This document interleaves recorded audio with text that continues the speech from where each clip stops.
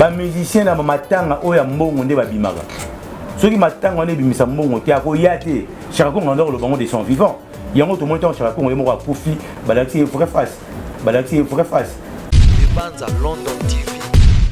Jennifer azaki active aza artiste avec toujours comme ça ba misana et puis ba comédien trésor faut ba ke baza uni na ndenga osana te au moni Jennifer ya kufi au moni directement ça a joué avion à la Mikili et retrouver pe que sobe ba na Mikili et puis ba baza ba artiste comédien ba ça va succès ba na mo ba relation na bango Banza London TV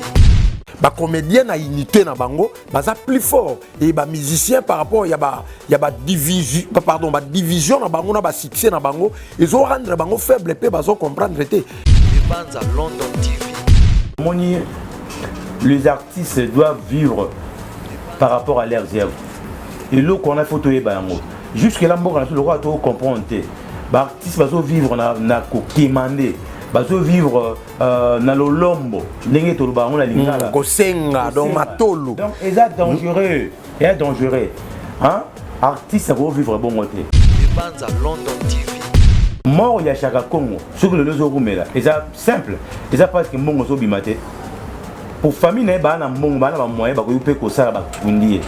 mais vu dimension na ya zaki na yango ndenge ba ndeko bundira pe ba artiste mususu donc il faut gouvernement aussi ba contribuer vraiment na l'enterrement oui parce que famille peso mona ceux qui ba kundi Chaka Kongo déjà c'est qui maramurula là il est là mais souté Banza London TV au monde que artiste musicien tellement artiste musicien na biso bazaka penza ba star hein moi ma peke ala bango boipo ce qui te lobby quelque part que gouvernement est vendu nanouté parce que notre président nanou babimisi gouvernement mais on remarque que la disparition à Djani il paraît que maman Denise na papa Fati ba contribuer na arriver à corps ya Djani Banza London TV les lozo benga ma journaliste to boité o ça dia musala ba ebio mais bisanga est-ce que ça l'effort aucun na ministère oyo ya journalisme to ya presse pour le bakeno tenga na ko se présenter o ba ça ndeni pour nos carte de presse et belé ba na ngote on se comprendre mettons le cas du Kambo koma bato ko ba dit que yo yebani bato ko makolo banini aza journaliste to landa kae o aider alors que bato ba yebi balanda kayo mais on a vraiment ministère on a reconnu comme journaliste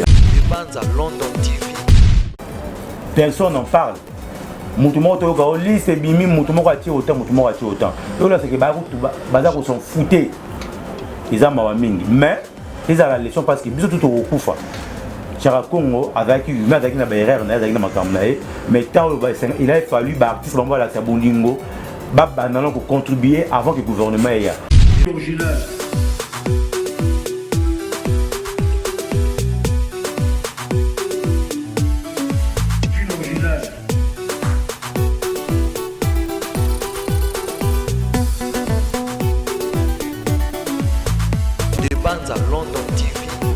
Bonjour, bonsoir, bon après-midi.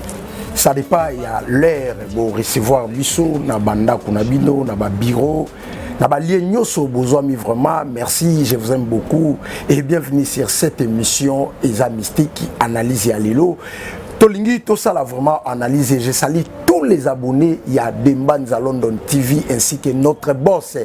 de Bruno Original 3 fois Arena. Salut à vous, notre patron de Bruno Original et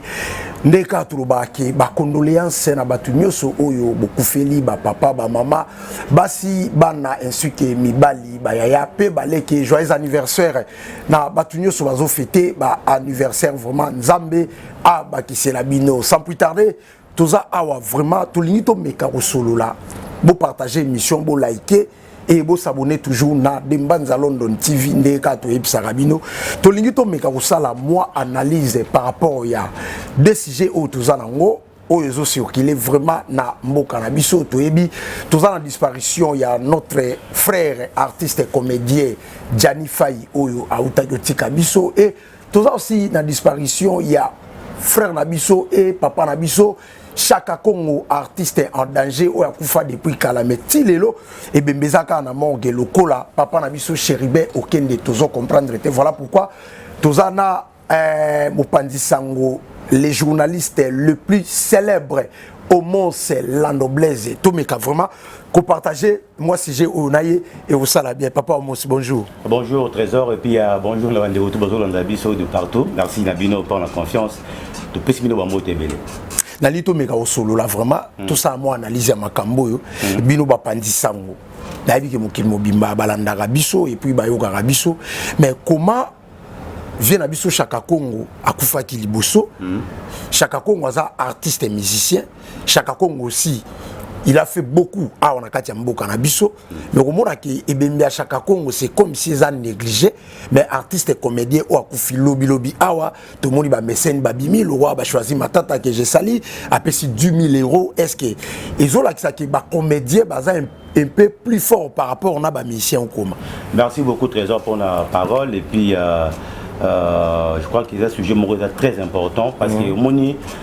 même Bible et Sarabiso les Arabiens la montoire qui n'est matanga pour Zouabouania que où est la aucune de fête na ba moment ba matanga ya ba moment moko de réflexion moni matanga de Konabiso Gianni jusqu'à aujourd'hui les autres poussés sur la réflexion surtout conditions où et memi na liwa ils ont poussé sur la réflexion mais comment on appelle Nengue Chaka Congo Atiki Biso ils n'ont pas si makasi mais surtout tout ça la différence entre deux il y a Chaka Congo puis il y a Gianni Faye tout le monde a que c'est vrai Chaka Congo c'est un artiste où il y a Zaki vraiment la CNT qui sont la scène musicale mais la maille les mouki on a appelé ça comme étant un artiste à ça qui ONG n'est artiste en danger oui biton ça qui y a quoi aider artiste et belé n'a pas problème bah na ngo peut-être y a un peu de sali un peu moi bah ils ont mis ba cause maramusu ndenge za bon coulisse rôle bango boité mais il faut boyer ba que na kati wana pe na kati wana moi politique pesa na kati moi politique pesa na kati parce qu'il faut boyer ba artiste en danger au Chaka Congo en éco salé là en or ça là est mon côté hein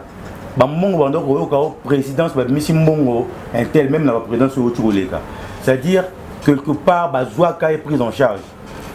ba tu belé ba kufa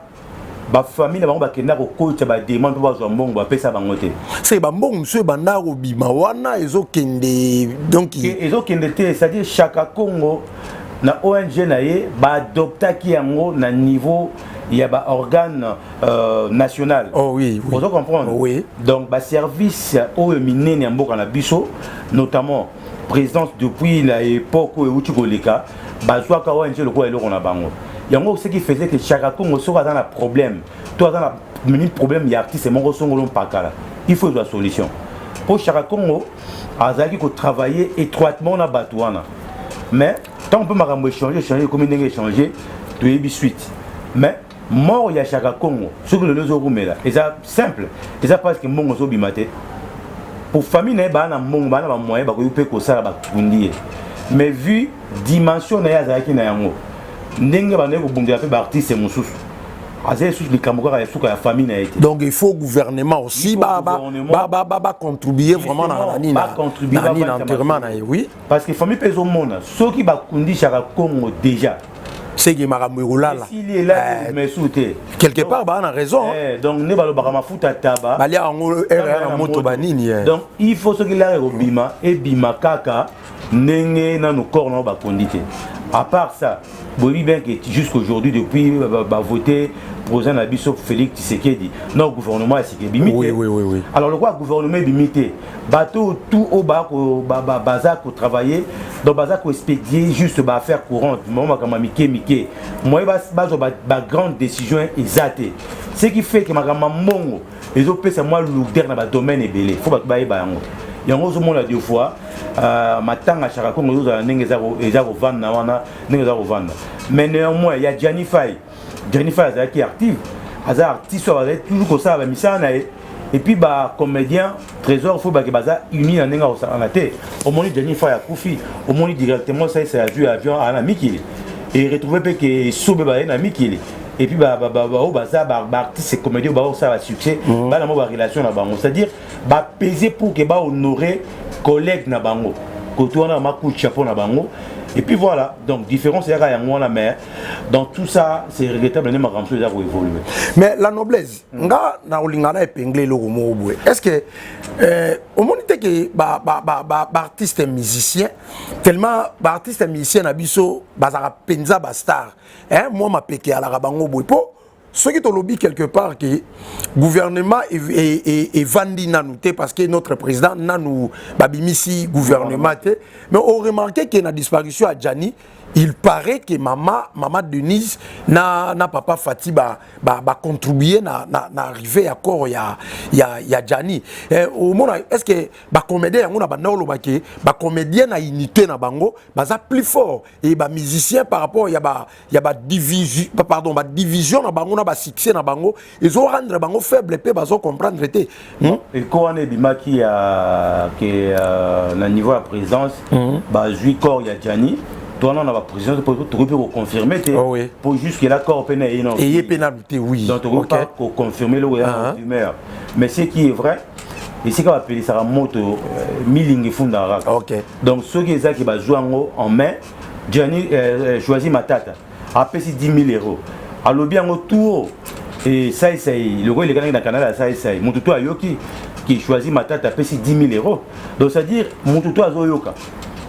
Mon tuto à Zoyoka et puis toute évolution. Si réellement 10 000 euros en euros comme tout le monde a dit ah t'es 10 000 euros comme et puis voilà. Ce qui peut être par rapport à la première dame, ceux qui a joué en main et ils ont mon père bien. Il y a un autre à chaque fois trésor. Les artistes doivent vivre par rapport à leurs œuvres. Et l'eau qu'on a photoé bango. Jusque là on a le droit de comprendre. L'artiste va vivre na kokemandé. Bazo vivre dans le lombo, Gosenga, dans Matolo. Donc, c'est dangereux. C'est dangereux. Hein? Artiste, ça va vivre bon côté. Même les journalistes, même mon tuto, l'homme doit manger par la sueur de son front. Vu que l'artiste est belé, bazo vivre dans la dimension, lorsque quand ils ont koya, au monde a battu comme maman un tel, papa un tel, ils ont tout banal tout koyo comme le wana depuis kala. C'est la honte. Et c'est normal. Alors que ceux qui sont artistes vivent dans le droit d'auteur, ils peuvent vivre dans l'œuvre. Moi, je pense que le ministère de la Culture a signé et puis vite fait. Soit l'artiste va dire que non bon dans l'angle mais ça défaut, c'est regrettable. Le long de bateau va salir combo, bateau a miné lorsqu'il y a un problème, il faut pas comme un tel un individu fabima à Tiambongo. Et ça qu'on aurait besoin de passer dans le pays, le roi Nigeria, mais au moins, quelque part, au moins, artiste nabiso, bayebi penza valeur na bangote, bayebi pe valeur ya gouvernement. Parce que toujours le ministère de la Culture et Art.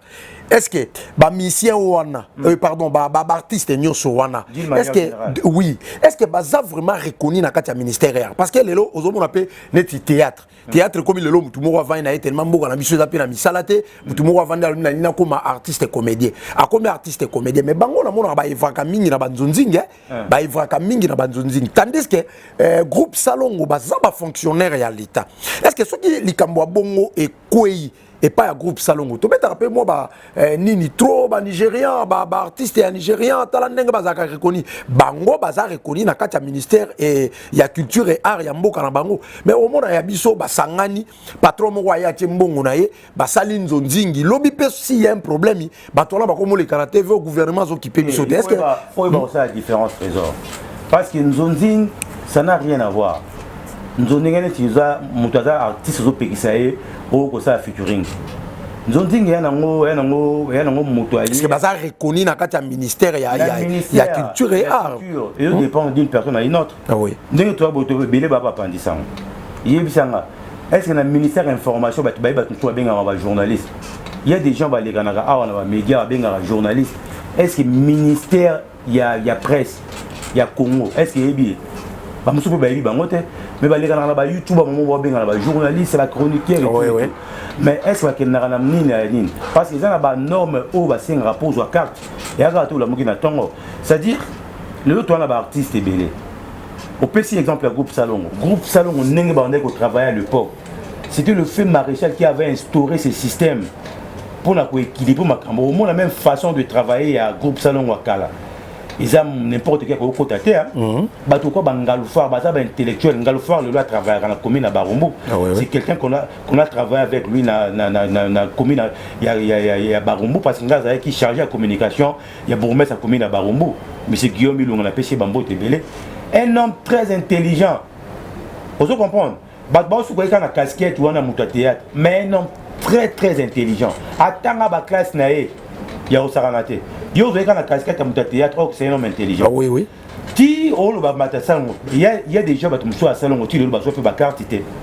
ba pe na ba carte de ba zape engagé té na RTNC vous comprenez mais on va coûter na chance on a à l'époque ba engagé ba le roi ba papa pour dire paix à son âme basé belé ba massage et tout ba comment ba agent d'abord il y a RTNC ba agent à l'état parce que RTNC mutu engagé ba ngo via groupe salon mais au moment où il travaille comme ça à l'époque ils ont qui travail mon éducatif mais l'artiste c'est muso opé c'est privé au ba pimi le long ba groupe privé n'est tout le monde le lot na groupe salon côté n'est tout le monde par exemple na groupe Yesobe na groupe Yetel il y a groupe Yetel ba comme le lot basta c'est-à-dire je pense que ce ministère na bango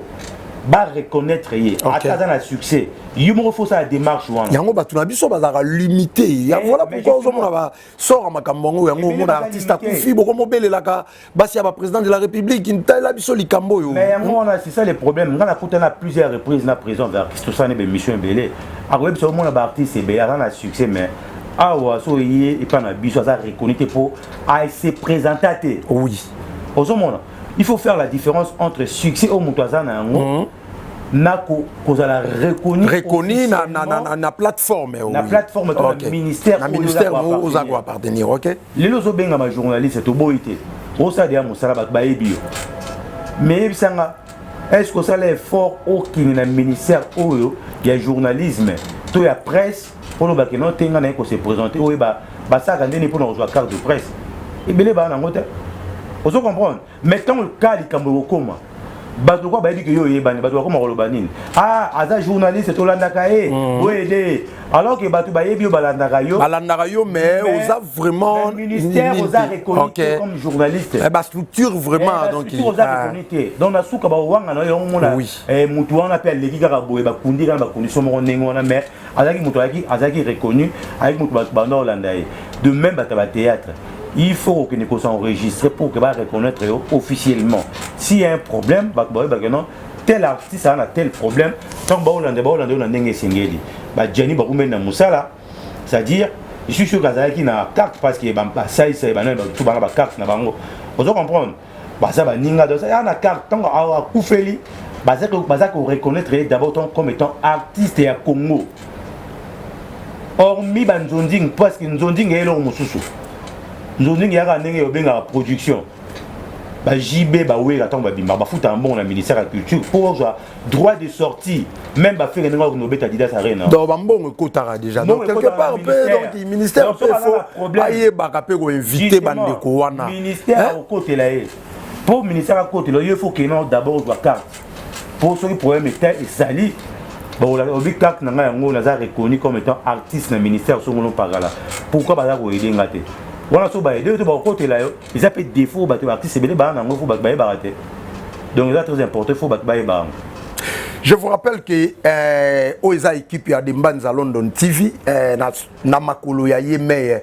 Debrino original 3 fois arena 3 fois original notre papa notre boss tozawana toujours mais au mosi on dit que Congo pesanga makamute père donc mo boye jani akufi kotokuna la brune soki ya nini soki nini Congo la zaboye ndenge nini yango makambo et puis ba artiste na biso pe congolais azana makamute batunu ba ko gérer ba vie na bango te yango wana il faut ba que to le kana TV sikona de Dembanza London oui ezana batu be ba Holanda biso mais toi na ba vie privée na biso OK tant comme derrière la statut moko bona société il faut ba ko gérer vie privée na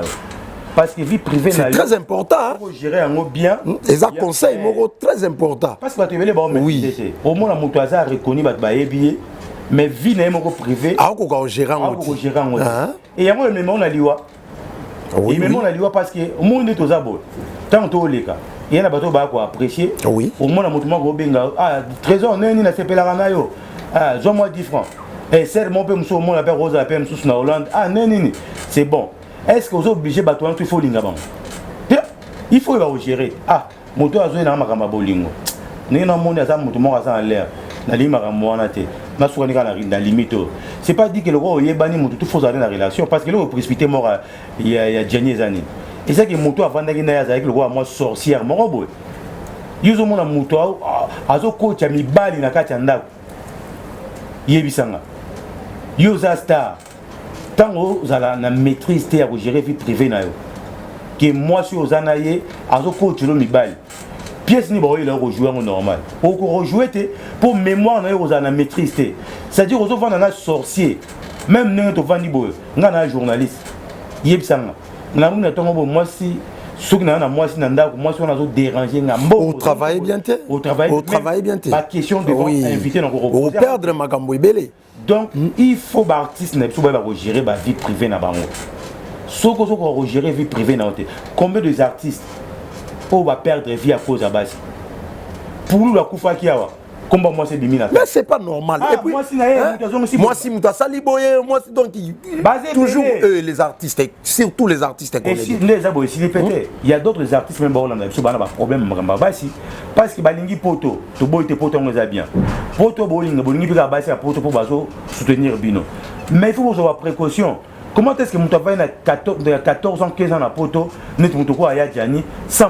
Mukanda, hein? Entre-temps, ma jeune frère Naye, en ce jour, on appelle ses mots. Ah, Bazana Mikanda, Badé Miniti Bangoyo, Banani, José de Londres, Koutoua, Ake, mais aux hommes qui Mouta Salé fort, Azu Mukanda, mais pourquoi pas Djani? Aux hommes, les gens normaux, tous ces hommes s'associent. Alors que, Nabambo, quand on a Poto, on a Soko Zana Mukanda, le roi né au roi Moutali Boma oui au roi Clochard parce que chez Binoté quand même et chez Binoté il a organisé Mbogana il faut en Mukanda ba manipuler au makasi au sama solo donc au moment là que ça très difficile donc bateau yo bazana monde théâtral les artistes musiciens vous devez d'abord commencer à maîtriser vos vues privées il y a que maîtriser yango pour que bateau ba mélomane ba lingara bino ba continuer ko savourer moussa na bino parce que tant bino boana kimiate l'homme donne que ce qu'il a. Moi, je ça va te fouiller qui toko. Exact. Oui. Donc, c'est très important. Votre frère va ok. L'artiste n'a biso. Pour maîtriser d'abord vie privée na bango. Oui, oui. Donc, c'est important. Ça, c'est la parole de Homo, c'est la noblesse. Notre journaliste, Nassir Bandeko Nabiso, Bolan, tenir vraiment rigueur pour Nabiso, O Bazama Yele, Boyo Kabiso Kaka, aux conseils Nayo, au Bombiango, Matika Songo, mon frère, je sali, là où vous êtes. Zala Maël na bamboka on a massa na ngai pour lobby tobe tapeka ma solo ya bien son numéro c'est plus 244 924 76 95 17 plus 244 924 76 95 17 lui c'est Ezemo Marcelo Sadi Sava Noir liso ya banzambe docteur Nabiso na biso ki andimia soutenir biso pour na marambo plateau docteur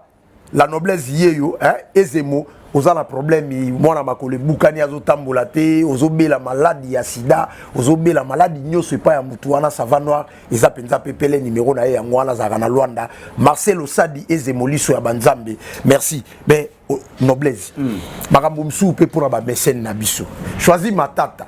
aimons-nous vivants Djani azaki awa pe makambo ya mikanda izate est-ce que photos la ka na tango akufande ba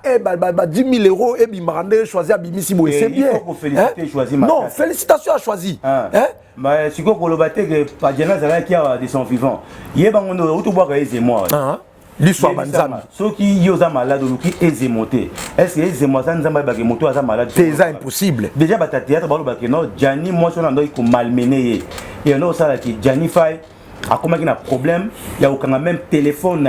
pour éviter ma camarade naie. Azo ba massa naie belé à bloquer bango pour éviter pour dire qu'il a besoin de ma casse à la brune. Il y a moi si naie tellement bazo talisser moi ba vérité na ba réalité misusu mutema. Non parce que ça bon. Au biso kutani na moi si à ma bé, tout kutani mo bala ma bé. Yeba retour na ngulu. Sort na ngoyango yo. Réponse na ngoyango. Famille de bagina na posa Djani. Mais Djani qui mbang pourquoi pas nini avec na moi ça ma bé. Comme pe et même la artiste c'est mususu ba comédienne mususu basi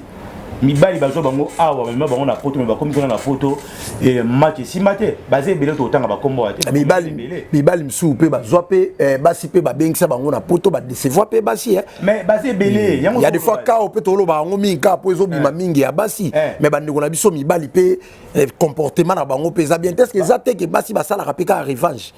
basi basala quelque part almost mais des bandes à London TV depuis l'original ayamba qui monsieur Lucien Mwangela ou azaki producteur ou asala qui amema la brune na poto yé mutamema na poto mais la brune a comme na poto abaluki le moto ameni et bon rasio moto yo geloma la brune mutabeng c'est Lucien Mwangela à Londres abaluki là a comme na Londres abaluki Lucien moto abeng c'est na poto siko ka c'est là que la Jennifer Ima non premier il faut to ba ça ba choix bien il faut ba pour na moto bien au revendre parce que bolingo bo marapé oh papa nanga bolingo ba belé ba kota mabele wa singa ko za love ba artiste belé so landeli ba ko fara ko za bolingo tela makambo to mona makamba bolingo nem tozo bomisa ba artiste na biso mbang c'est à dire alingi moi sango peut-être à mabe amemi alingi mobile moko mabe ainsi de suite donc makambo na ba artiste il faut ba keba et puis bango moko pe faut ba za correct faut ba za correct vis-à-vis ya bango moko quand que soko za artiste toza mobali olo ba ke non mboka mo message parce que ba vidéo bimi ya Jani ane olo bango yemo ke ndenge na za boye moi si nanga za na limité oui mais on va na rapena moi na batu il y a des fois malgré ba mabe na ya lambela rapé yo mais ozo sala ba alect moko boye ke moi si nanga na limité na bala officiellement est-ce que ba lobi ke ba vidéo na sala ki bien avant ezaki avant ce que zaki bala la brine odo mais ezaki toujours makama ko parce que personne ne peut dire jamais parce que lobi mutoye ba ngo za nzambe OK moi si na poto le long de tout mona basi so mi ba na poto ba comme le ba lion c'est-à-dire a comme un esprit moko boya osarana tanga amona amoyi ba droit akuta ibaki ba droit na te makomi kona na poto azoba ke no so na ti ba okanga mobali allez ba là c'est ba vraie face alors il faut avoir précaution pour la éviter que lobby aux amoutons moko c'est important ou importante tozangayo on est rien disons les termes bezangi mutna makolo donc c'est pas du tout normal il y a un artiste ba be sika ba ko tchama makolo surtout dans le domaine à bolingo pour éviter ba mort il y a bouzo bané to moni ba mort il y a Jennifer. Merci beaucoup, merci vraiment. Tokomo chité vers la fin. Il y a analyse parce que merveille à Salibiso déjà signe à niveau et à régie. Nasir Bozo Randé Tozo Solo là vraiment. En direct, il y a des bandes à London TV, vous partagez émission, vous likez, vous aimez, vous commentaire nabino et aussi la biso bien. Mais bah conseil nabiso ezakaki, il faut que vous mo boy. Mi bali na basi au bozaka na étranger. Congo mboka na biso ndeto vandaka awa ezato na retard makambo ebele. Miliki ezaka pasi, kolieza pasi, ba makambo ebele za pasi. Tandis que soko longoli muto ayeba ki a rejouer ka na complexe moko boy. Ezaka na potote même na ba Angola tout monde na ba biloko na ba Afrique du Sud. Mais père na ngai to koni to zonga na na dossier ya makambo ya Chaka Congo. Idée na yo opese ekoza la idée nini par rapport ya corps ya Chaka Congo poto le la épée na honneur. Idée c'est que les artistes d'abord faut pas unis. Bas la unis bâti que la divergence n'attend mon moto ça profite déjà. Bah Michel Belé bana bala. Yo kasi jibazangi là. Oui razangi là. Fallait azangi mbongo te faire azangi mbongo te Richard azangi mbongo te. Mais là so batu wana tout le monde va bakabaka na intérêt. Oui. Vous comprendre bakabaka na intérêt puis par rapport à impact ya mutu. C'est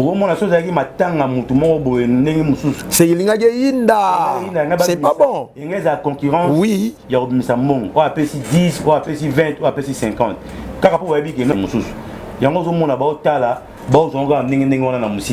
C'est regrettable. Pas avant que même le gouvernement de artiste parce que chaque fois vérité on est la bango artiste c'est au caméra. Moi j'ai eu l'occasion de faire dernière émission à Characongo on est au bango pour une émission dans Saranae en Europe Sanga lobby